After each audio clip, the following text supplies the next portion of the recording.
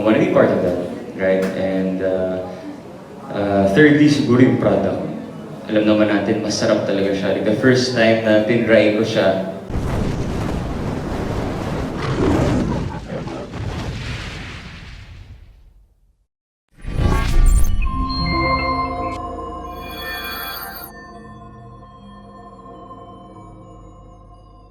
if you were there in the brand launch, I usually do like a rapid fire question with Mr. Licauco because you can see he has a great personality and he also has a great vision for his life and also the product that he's endorsing today. So David, ready na ba tayo for the rapid fire question? sige. Okay, let's do it. Okay, question number 1. Morning routine, coffee, tea, or water?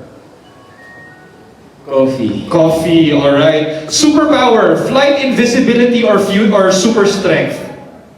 Again, Anong superpower? Flight, paglilipad, invisibility, or super strength? Kung pipili ka flight ng siguro. Flight, okay. Kasi medyo mahaba na yung pila sa airport, no? Tapos may airport tax pa. Sige, okay na. Okay, ideal vacation. Beach, mountain, or city?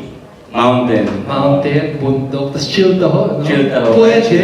Okay, music preference. OPM, K-pop, or hip-hop? OPM. OPM. And lastly, taho, hot or chill? Chill. Chill! Palakpakan naman natin si David! Alright, yeah. Okay, David, ito personal question ko na ito para sa pare. Basketball player, Steph Curry, LeBron James, or Kobe Bryant? Kobe. Kobe. Alright, sino dito Kobe fans?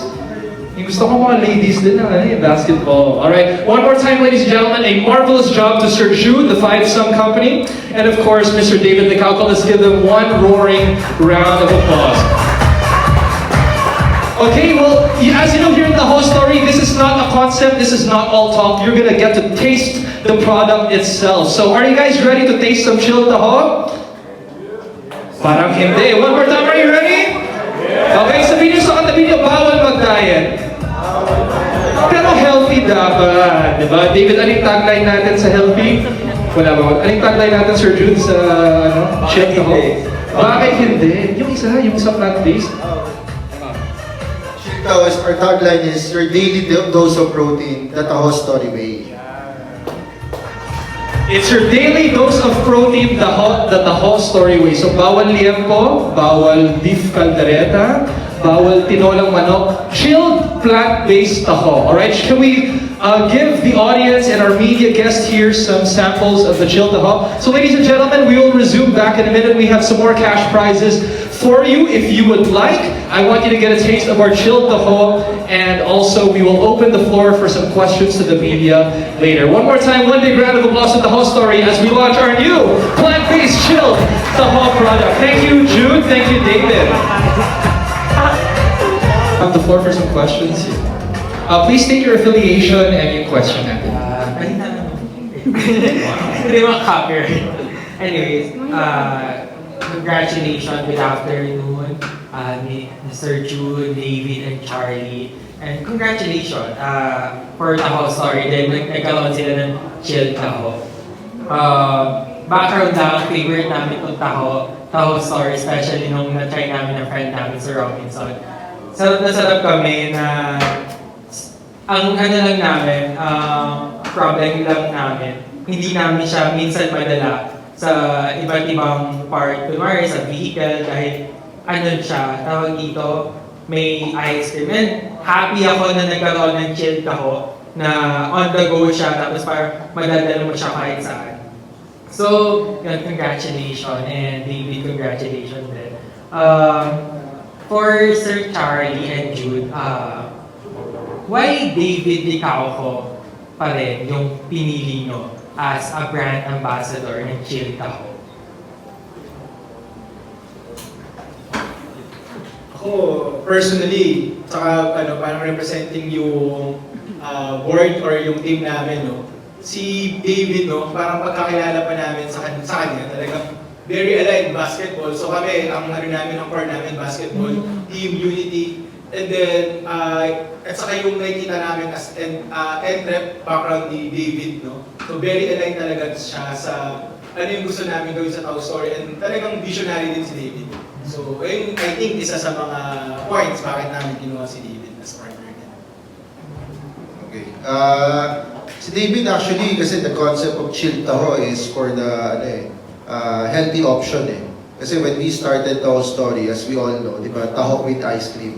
And yung nagsisimula kami, hindi talaga kami nagbebenta ng taho lang. As much as possible, we don't want na parang i-capitalize yung market na may mga taho vendor tayo, nagbebenta ng taho. And then pag nagbenta kami ng hot classic warm taho, parang malaking part kasi rapid yung expansion ng Taho Story, maapektuhan yung mga taho vendor namin.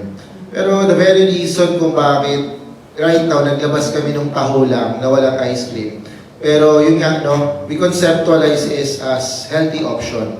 And for David na continuously supporting Taho Story and as ambassador pa din ng, actually, David is representing talaga yung buong kumpanya ng Taho Story, not just yung Taho with ice cream, but also part of the, yung rollout nito is si David talaga, hindi na kami nag-isip na kumuha pa ng ibang ambassador kasi David, pagdating health conscious, diba, very active, kumbaga on a day-to-day basis, sobrang, alam mo yun, on the go, diba, taping, gym, basketball, ano ba bang ginagawa mo bro?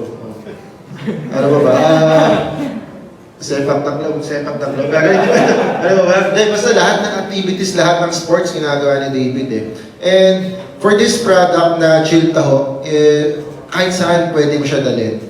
Kumbaga, kung gusto mong kumain sa kotse, pagising mo, pag gusto mo ng mabilis na snack, may taho ka sa rep, kain ka. Di ba? Nasa kotse ka, pagdating sa taping, and gusto mong i-share sa fans mo, pwedeng may dala ka na Chill Taho na pwede nyung pagsaluhan habang nagkikwentuhan kayo, di ba? So, habang, di ba, mga friends niya, and anything na pwede mong gawin on a daily basis, parang buong araw, gusto mo mag-chill taho ka lang. So, yun, and that's why David representing, yung namin, yung chill taho namin, I think siya talaga yung perfect person to i-represent. Kasi marami talaga ngayon yung mga entrepreneur, mga nasa sports and any kumbaga industry na talagang laging parang fast-pacing, gusto mabilis lagi. And gusto namin kasama doon lagi si Chill Taho para healthy lagi in lifestyle. For my second question, napansin ko rin to nung ngayon na pumunta kami ng headquarters, no? And kitang-kita yung brotherhood ng bawat employers, yung mga co-owners, and na interesting din na naging ambassador si David Licauco nito Taho Story dahil nung time na rally sa EDSA, doon ka namin nakita, tapos doon ko rin first time na natikman yung Taho Story. Talagang in-invite ko yung friend ko na mag-Taho Story kami kasi curious kami kung bakit favorite ni David Licauco ang Taho Story. Taho siya and may ice cream. So, interesting siya. And for David, bakit in-accept mo pa rin na maging part nito bagong product ng Taho Story na Chill Taho? Well, syempre, first of all, naniniwala ako sa vision ng company. Diba? And secondly, like what you mentioned, yung brotherhood nila. Diba? And to be part of that, na nakita mo yung, everyday, nagkatrabaho sila, parang chill sila, chill taho, chill sila, but at the same time, you know that they are working and they stick to their vision. And syempre, I want to be part of that, right? And thirdly, siguro yung product. Alam naman natin, masarap talaga siya. Like the first time na tinry ko siya, sabi, wow, sarap na ito and it's unique. So, no-brainer. Of course, I will accept it. Congratulations. I think good. Hi, good afternoon. I'm Kate of Random Republica. So for Mr. Jude and Mr. Charlie, parang can you share with us yung naging, kasi parang ang bilis ng growth. So can you share yung story in a nutshell, kung paano siya lumaki agad, and what helped you cope with the growth? Actually, madalas itong tanongin sa amin, with the rapid expansion ng company. So, laging sinasabi, it's all about, yung speed. Bakit gano'n, di ba? bakit hindi? Di ba? Kasi that's our slogan. And actually, the very reason, I think, it's all about I think three things kung bakit very important na maging mabilis ka, especially sa isang negosyo. But yun nga, ang nakikita namin dito at the end of the day is not just about the speed but the story behind the concept or the brand, the sincerity of the each and every member or part of the company, and at the same time, I think it's the system. When you're putting a company, especially with this kind of business, and nasa expansion ka, very important na meron kang sistema. It should be structural. So it means from the bottom to the upper management, it should be structured. But of course, there are always internal may mga challenges. And the good thing with entrepreneurship and putting this kind of business na from right now kasi the company is 1 year and 6 months. And for 1 year, 6 months to put up a 200 plus branches, to be honest, hindi siya ganun kadali. But you have to keep your vision and you have to make sure na each and every step na gagawin mo, especially yung mga franchise partner namin, they're not buying or they're not getting the concept or the franchise package or the kiosk. To be honest, 70 to 80% of our franchisee is hindi pa nila natitikman yung product. Nagpa-franchise na sila, nag-assign na sila ng contract. You know why? I think it's because of the concept itself, taho. It's a Filipino heritage, alam natin, a cultural thing, so Filipino, cultural na imagine international OFW nakita nila, uy, taho, di ba? Parang sana madala mo dito sa Canada. Sir Jude, sana madala mo sa South Korea, sa Dubai. And yun yung nagbibigay sa amin ng parang motivation to grow the company. And nagulat na lang kami. Kahapon nga nasa Pilipinas kami, nag-uusap kami, no? Andun kami nakaupo sa isang restaurant sa taas, CCM Mall. May isang branch namin. And that branch is actually our second branch. And sabi namin, grabe, no? Kumbaga, 1 year, almost 2 years, 1 year and 4 months last year, dito lang tayo. Di ba? Tinitignan natin, nagbukas tayo ng second branch. And right now, we're part of the Philippine Business Expo. And right now, we're scaling the branch, not just 100, 200. And sabi namin, babalik tayo dito na yung time na yon is the branches is nasa 1,000 na. Yung branches is nasa ibang bansa na rin. And it will represent not just the company, but it will represent the Filipino pride. Anything else to add? Ako, i-mention na ni Jude lahat, no? Pero, kung mapapansin mo, kung parang nagsasalita si Jude, no? Lahat kami, parang yun din yung parang guide namin, eh. So, that our story, yung vision niya, kung mapapansin nyo, yun, in-imagine pa lang namin, naisip na namin talaga, paano namin siya gagawin, with a deadline, ganyan. So, I think yun yung isa sa mga ingredients ng Taho Story, bakit ang bilis ng progress namin. And then, syempre, yung mga support na, yan, yung mga workers natin, yung mga magtataho natin, yung mga managers natin, sila talaga yung nag-help para mas mag-grow pa yung business. No? So, I think yun. And also, your friends, no, your business partners. So for groups of friends out there who wish to do business, kasi we know how it can also ruin the friendship kung hindi maingat naman sa risk. So what advice can you give? I think you need to, kasi that's the parang connotation na parang pag magkakaibigan, business partner, most of the time is at the end of that, parang after ilang years, nagkakasira-sira, nawawatak yung partnership. Kami dito, we're just doing our very best on a day-to-day basis. We have this vision, we're visualizing the end bago namin simulan yung isang bagay. But on a day-to-day basis, we're just having fun. But we're very serious sa ginagawa namin. And kapag ini-enjoy mo pala yung isang bagay, no? magugulat ka na lang na andun ka na sa kung ano may gusto mong ma-achieve. And yung friendship, well, that's given, but if yun yung iisipin mo, mawawala ka dun sa very purpose kung bakit mo ginagawa yung negosyo. And if that happened in the future, I think we need to align each and every partners na, okay, ano ba talaga yung why kung bakit tayo nagsimula? And we will go back there. And that's, I think, kailangan malaman ng each and every ng mga magkakaibigan na magnenegosyo. Kailangan yung tignan yung very reason kung bakit kayo nagsimula. And I think that's very one thing na makikita nila para at least to continue the partnership. Na lumaki sila and in the future, may pasa nila to dun sa mga anak nila. And it will become the legacy of those entrepreneurs na magtatayo ng isang negosyo. Thank you. And for my last question, for David, as a business owner yourself, ano yung pinaka na-appreciate mo sa Toho story na ginagawa nila in running the business? What do you think makes it work aside from a good product? Again, like, sticking to their vision as a company, di ba? Gaya na sinabi ni Jude, yung starting with why.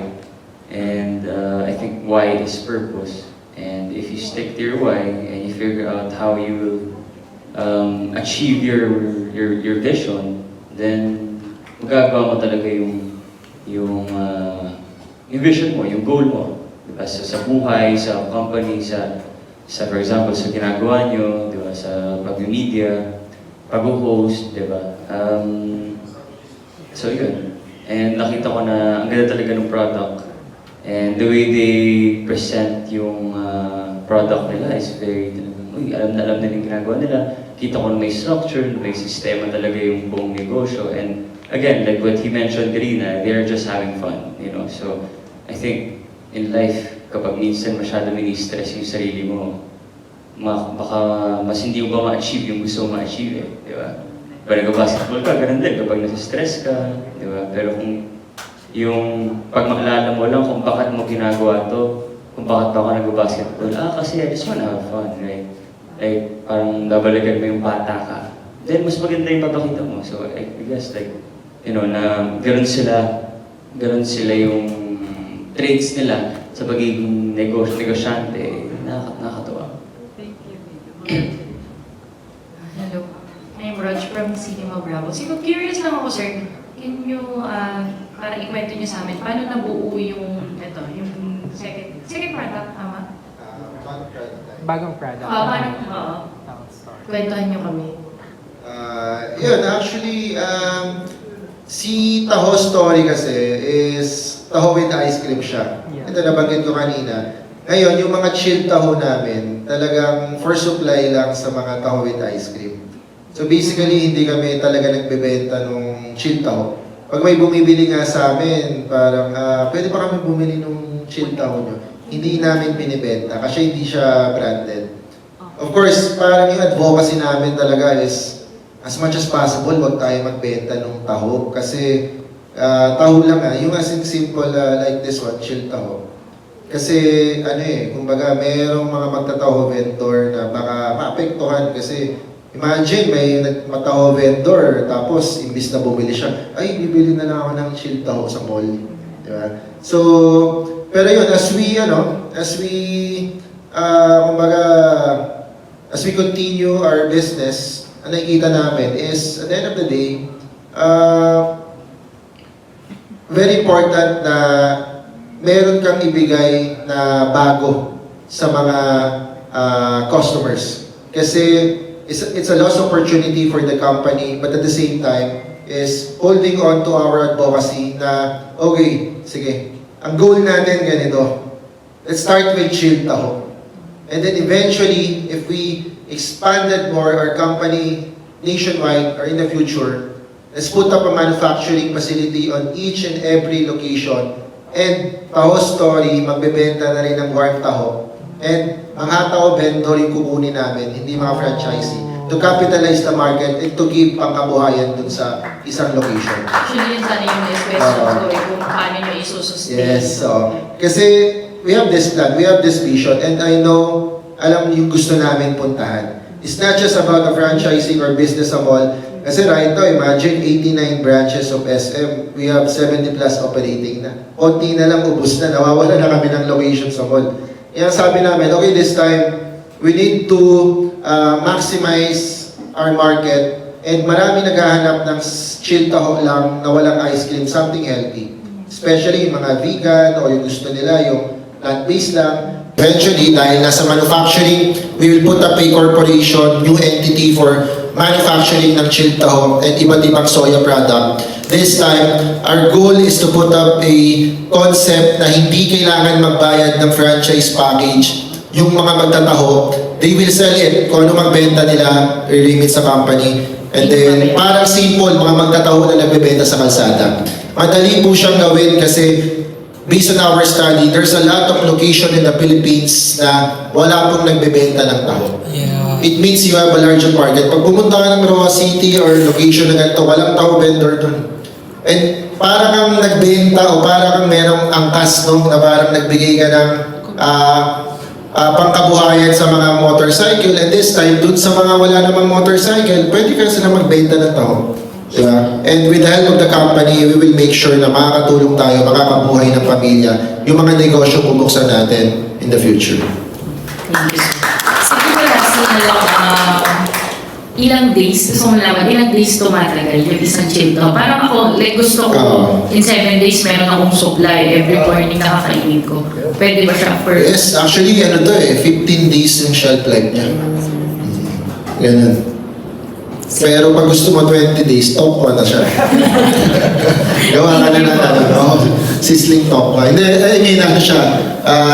15 days yung shelf life niya. So talagang retail siya na pwede siyang dalhin kahit saan. So sa isang event, minsan pag may event, minsan may mga events kami, yung taho with ice cream eh. Pero minsan gusto nila yung chilled taho lang. But this time, yung mga community orders, or mas madaling, nakikita nga namin dito, mas madaling makatulong eh.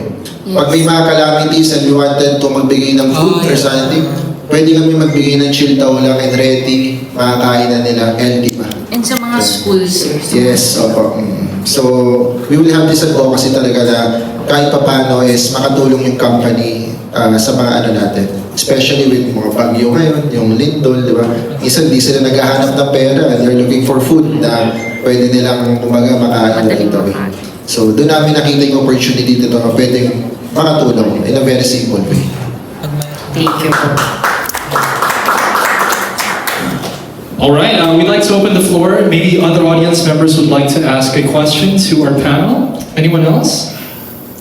Okay. Well, I just want to say I really appreciate the questions from the media and from the answers from our panel over here. Can we give them a big round of applause? You know, if I were to summarize the discussion that we had earlier, parang may tatlong V's na nabanggit. Una yung vision, right? I think the whole story is famous because it's Filipino. Right? The other one is velocity, speed, right? The growth of the whole story is very fast, and now